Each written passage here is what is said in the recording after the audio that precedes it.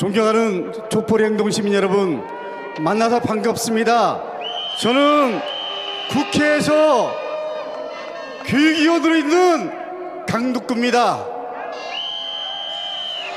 민주주의를 지키기 위해, 그리고 대한민국의 자존심을 지키기 위해 행동하는 시민 여러분, 다시 한번 인사드리겠습니다.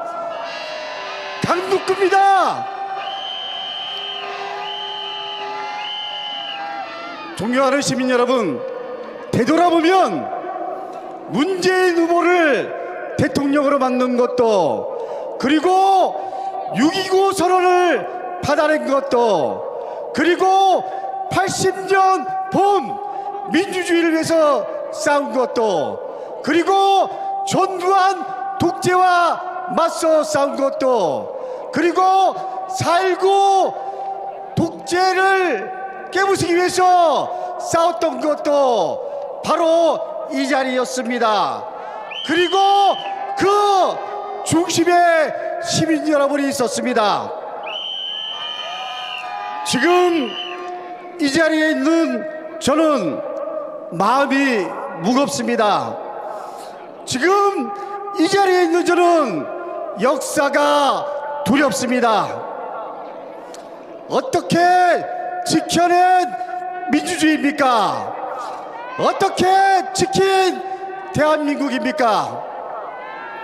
여러분, 윤석열 정권이 이제 1년이 다 돼갑니다. 1년 동안 대한민국의 민주주의가 무너져가고 있습니다. 대한민국의 자존심이 송두리째 사라지고 있습니다. 1905년 일본의 강압으로 늘사 조약이 체결되었을 때 민영한 열사께서는 이런 말씀을 남기셨습니다. 영화는 죽되 죽지 아니하고 구천에서 기필코 여러분을 돕기를 기약하니 힘을 합쳐서 우리 자유 독립을 회복한다면 죽은 자는 마땅히 저승에서 기뻐 웃으리라. 존경하는 촛불행동 시민 여러분, 윤석열 정부는 제3자 변제안이라는 듣도 보도 못한 말로 전범기업과 그리고 일본에게 면죄부를 줬습니다. 대법원의 승소 판결을 부정했습니다. 일본 정부는 후쿠시마 오염수를 방출하겠다고 합니다. 윤석열 정부는 일본 정부와 공식으로 소통하겠다고 하지만은 내부적으로는 어쩔 수 없다는 입장입니다. 여러분, 이대로 가면 어떻게 됩니까? 후쿠시마 오염수는 방류되고 우리 밥상에 방사능 오염수산물이 올라온다고 해도 어쩔 수 없는 것이 현실이 되고 말 것입니다. 존경하는 시민 여러분, 대통령실이 용산으로 이전할 때부터 여당 의원, 야당 의원 할 거 없이 도청이 우려된다고 다들 한 목소리로 문제 제기를 했습니다.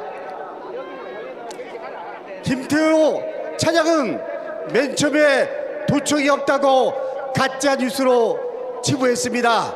그러나 미국에 가면서 도청을 인정했습니다.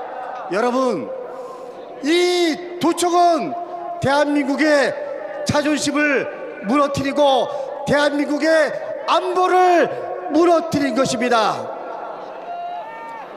윤석열 정부 1년 만의 일입니다. 2023년 구천에서 통곡하고 계실 열사들을 생각하면 송구한 마음에 고개를 들 수 없습니다. 존경하는 시민 여러분, 윤석열 대통령은 우크라이나에다가 군사적 지원 가능성을 언급했습니다. 실제로 포탄 330만 발이 충청도 탄약차에서 지뢰로 이동했고, 그리고 그것이 독일로 가는 것이 확인됐습니다. 윤석열 정부는 시익도 없는 대만 해협 문제를 거론해서 중국의 반발을 사고 있습니다. 여러분, 중국과 러시아를 적국으로 만들면 대한민국의 경제와 안보는 동시에 무너집니다. 대한민국 외교의 제1호 측은 국익이고, 그리고 한반도 평화입니다. 여러분, 한반도 평화가 무너질 위기에 놓여 있습니다. 존경하는 시민 여러분, 윤석열 정권의 1년 만에 대한민국의 실상입니다. 여러분, 외교안보의 실책은 고스란히 그 피해를 우리 국민들이 보는 것입니다. 여러분, 민주당이 시민 여러분과 함께 반드시 대한민국을 정상으로 되돌려 놓겠습니다. 존경하는 시민 여러분, 민주당이 반드시 대한민국의 자존심을 회복하겠습니다.